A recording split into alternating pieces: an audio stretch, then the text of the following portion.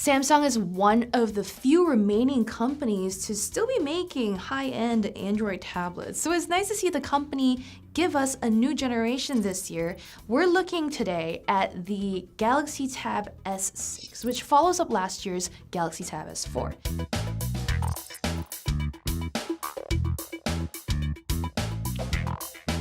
Samsung has designed this device to target the modern worker that needs to get a lot of stuff done on the go, and so it's focused the Tab S6 around a few principles. For example, a thin and light design for portability, powerful guts to get work done on the go, as well as software that will help you multitask wherever you are.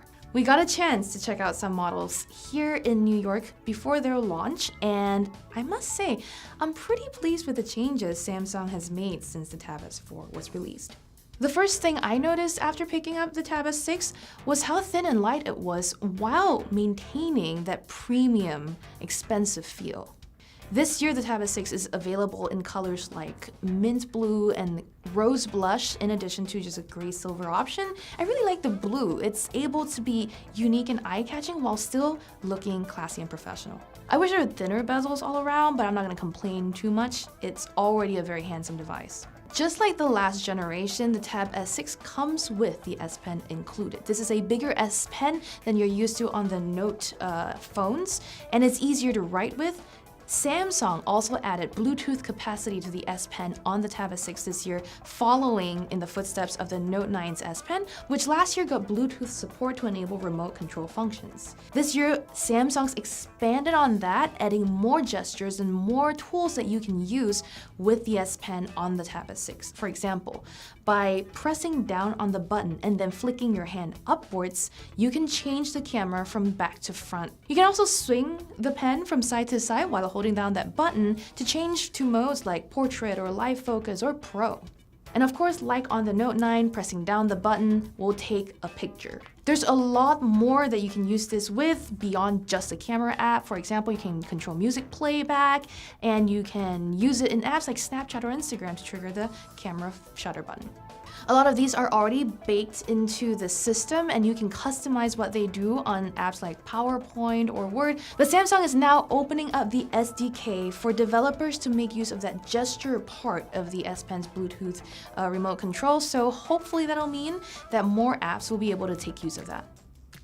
Another change on the Tab S6 over the Tab S4 that I'm not sure I like is that the S Pen now magnetically attaches to the back of the tablet and just hangs out there. When it's attached, it will charge. But I don't feel like this is the most secure way to store the pen if you don't have a case that also houses the pen on it. Both the book case and the keyboard case that Samsung is making for the Tab S6 have a pocket that kind of keep the pen safely docked against the back of the tablet. On the keyboard case though, which by the way costs an additional $179, there is a kickstand that props the tablet up, as well as a detachable keyboard so that you can type with it conveniently whenever you want, and then just use it to prop up the tablet for watching Netflix videos when you're not working. So because of a lot of consumer feedback and probably some of my complaints, Samsung's made this keyboard a lot better to work on. So not only are the keys a little more comfortable to use, they've also added function keys, so you can use a hot button and trigger more options on the top row of the buttons on the keyboard. There's also now a trackpad, so you can use a mouse more intuitively rather than having to reach out to the screen, as well as a keyboard shortcut to launch Dex, which is a more desktop-friendly environment for you to multitask on top of Android. I'm really happy they've made these changes. The keys feel nicer to type on. I've managed to bang out a few sentences more accurately than before, and the trackpad is responsive. You can also use two-finger gestures like scrolling up and down, as well as zoom on that. So the basics are covered. As for Dex, I never really had a good experience with the software in the past. It's functional. It will let you run several apps at once in windowed panels. So it's a very familiar environment for getting work done on the go. But whether or not it is the productivity software that I'm looking for, we'll probably have to spend a lot more time with it before I can say anything. What I can say is that this 10-inch Super AMOLED display still looks as lovely, as vibrant, and as crisp as you've come to expect from a Samsung device. This is Samsung's forte. They're not gonna mess it up. Complementing the beautiful visuals is a powerful set of quad AKG speakers tuned with Dolby Atmos, so you'll get immersive sound when you're Netflixing or watching your YouTube video. The screen has the same 2560 by 1600 display as the Tab S4 as well as the cheaper Tab S5e, so you're not getting a big resolution bump here, but that's good news because then it won't drain the battery further than before. In fact, Samsung says the battery life on the Tab S6 is more than the Tab S4.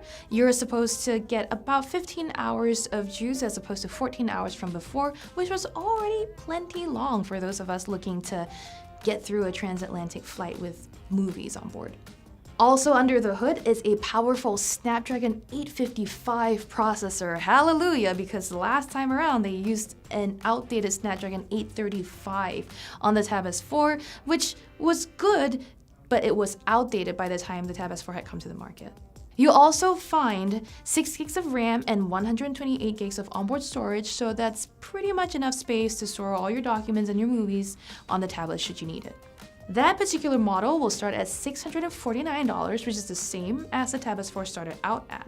Now, if you want more storage, you can get the 8 gig of RAM and 256 gig storage version for $80 more, which is $729. They both will be available on Samsung.com and some select retailers come September 6th, so really you don't have to wait that much longer if you're in the market for a premium Android tablet that can do it all for you. That gives us about a month before we get a review unit in hand and start putting it through its paces to see if this is really worth your money. So I'd say stay tuned to Engadget for the full review before you go spending all that money.